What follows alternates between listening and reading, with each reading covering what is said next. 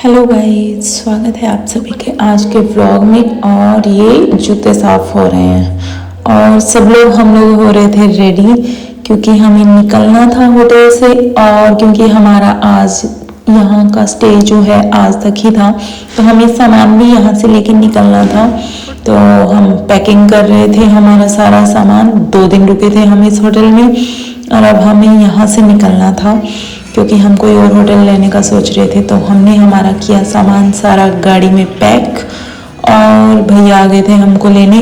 भैया का घर भी पास ही था टैक्सी वालों का, तो वो अपने घर चले जाते थे, तो वो हमें लेने आ गए थे। और गाड़ी भाई क्या चमका के रखता है ये आदमी। पूरे टूर पे मैंने इसकी गाड़ी पे एक मिट्टी का कण नहीं देखा होगा कोई। एकदम साफ सुथरी गाड़ी, आनंद आया इसकी गाड़ी में सफ़र करके।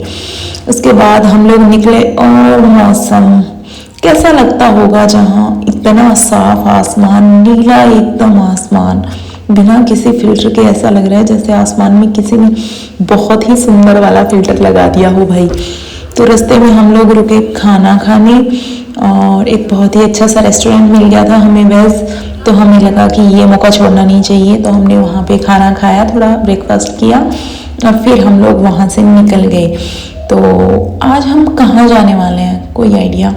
चलो मैं आपको बताती हूँ। आज हम लोग जाने वाले हैं डॉगी रिवर देखने, जो कि एशिया की सबसे साफ नदी है। हालांकि अभी एक प्रॉब्लम है जो आपको मैं आगे जाके बताऊंगी वहाँ जाके। तो ये जो ट्रक्स देख रहे हैं आप हमारे आगे पीछे, ये ट्रक्स जा रहे हैं बांग्लादेश। पत्थर भी इंडिया से मंगवाते हैं भाई वो लोग, पत्थर भी नहीं है उनके यहाँ। और बातें बड़ी बड़ी। और क्या शानदार मौसम।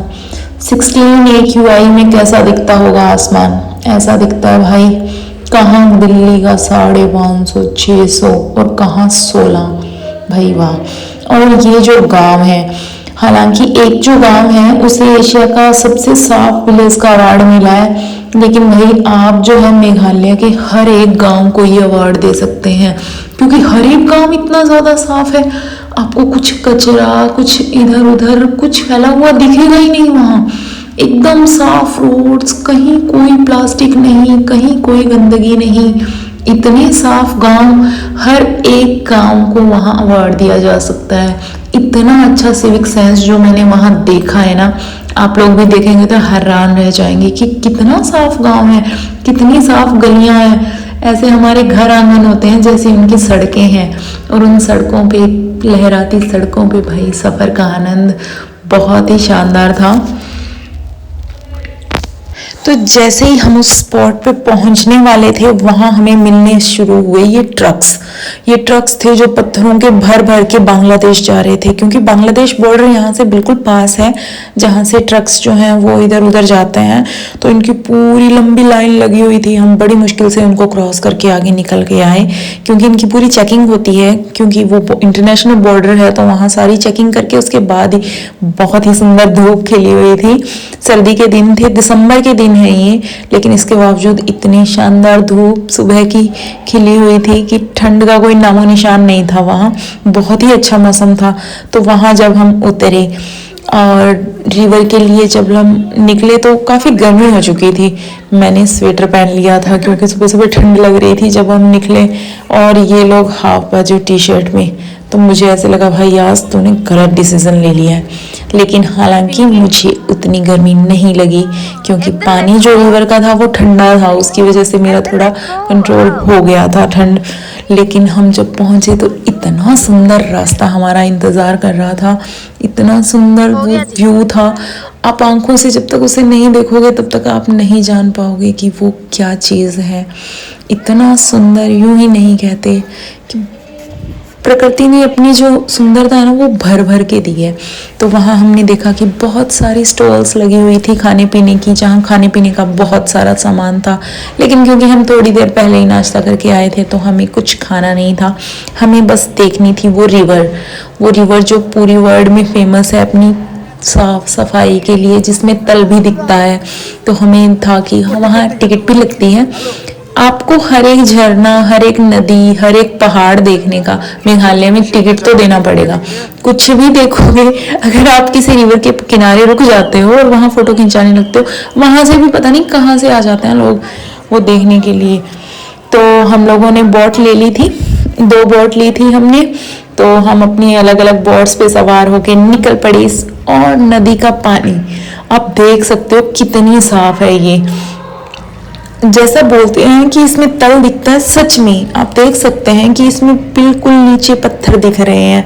आपको एक नदी का साफ साफ तला दिख रहा था और हमने खूब एंजॉय किया। हमने खूब गाने गाए क्योंकि हमारे जो बोट चला रहे थे वो भैया बहुत ही अच्छे सिंगर थे और वो बहुत ही अच्छे अच्छे गाने गा रहे थे। हम भी उनके साथ गाने गा रहे थे, एंजॉय कर रहे थे। और पास ही था बांग्लादेशी बॉर्डर। और भाई उधर क्या भीड़ मची थी, क्या जनता थी। इधर इतना खुला खुला, इतना सुंदर था हमारे बॉर्डर, लेकिन जैसे आप देख रहे हैं वो जो रस्सी लगी है उससे उधर बांग्लादेश का बॉर्डर है और वहाँ इतनी गंदी भयानक भीड़। तो वहां से आके वापस हम लोग जब आए तो हमने खाए थोड़े पाइनएप्पल। वहां के पाइनएप्पल इतने अच्छे थे, इतने अच्छे थे, वाह। वैसे पाइनएप्पल मैंने आज तक नहीं खाए। बाद हम लोग वहां से लौट आए और रास्ते में हमारे भैया को मिल गई एक जगह गाड़ी धोने की जगह। जहाँ भी इनको गाड़ी धोने की जगह मिलती है ये वहीं गाड़ी धोने लग जाता था। तो हमें क्योंकि चाय पीनी थी तो हम रुके थे, तो उतनी देर में भैया ने सोचा चलो गाड़ी। और ये भाई मौसम शाम का, जब हम शाम को लौट रहे थे तो बिल्कुल शाम हो गई थी, अंधेरा होने लगा था और ढलता हुआ सूरज इतना खूबसूरत, इतना सुंदर व्यू दे रहा था ना कि क्या कहो। उसके बाद हम लोग लौट आए, हमने एक एयरबीएनबी लिया था और ये कितना सुंदर था कि हमने ऑनलाइन बुक किया था तो हम सोच रहे थे जैसा, ये उससे कहीं ज़्यादा खूबसूरत था, बहुत ही शानदार। और हम क्योंकि पूरे दिन घूम के बहुत थक चुके थे तो हम लोग बस सो जाना चाहते। तो ये एक छोटा सा टूर इस एयरबीएनबी का। 2 रूम थे इसमें, एक ही किचन था और ये टॉयलेट बाथरूम। तो बहुत ही छोटा सा था, बहुत ही खूबसूरत सा था और हम 4 लोगों के लिए इनफ। तो आज के व्लॉग में इतना ही। Good night, bye.